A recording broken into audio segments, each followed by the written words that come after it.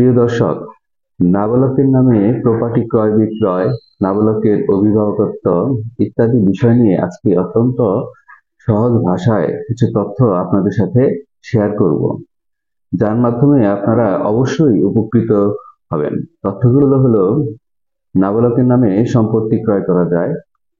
সেক্ষেত্রে নাবালক যেহেতু নিজে বাংলাদেশের আইন অনুযায়ী সম্পত্তি গ্রহণ বা হস্তান্তর করতে পারে না, সেহেতু নাবালকের স্বাভাবিক বা আদালত কর্তৃক নিযুক্ত অভিভাবক নাবালকের পক্ষে স্বাক্ষর করবেন।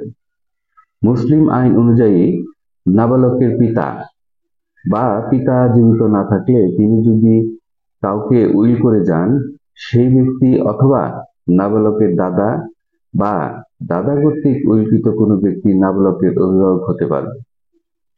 এছাড়াও বিজ্ঞ আদালত নাবালকের মঙ্গলার্থে যে কাউকে নাবালকের অভিভাবকত্ব নিযুক্ত করতে পারেন।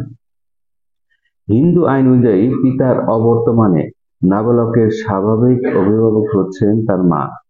এক্ষেত্রে আদালতের কোনো অনুমতির প্রয়োজন নেই।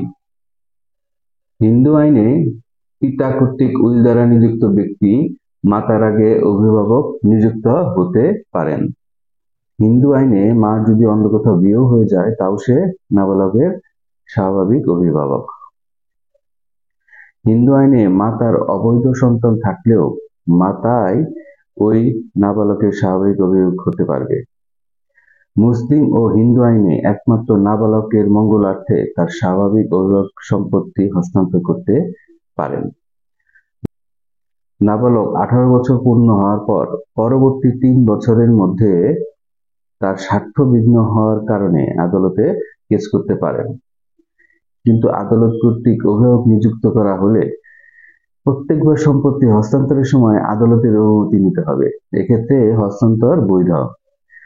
নাবালক সাবালকত্ব লাভ করার পর কোনো কেস করলে সেক্ষেত্রে সেটা বৈধ হবে না। পারিবারিক আদালত হচ্ছে বিজ্ঞ সহকারী জজ আদালত। ধন্যবাদ সবাইকে আপনাদের মূল্যবান সময় আমাদেরকে দেওয়ার জন্য। ভালো থাকবেন সবাই।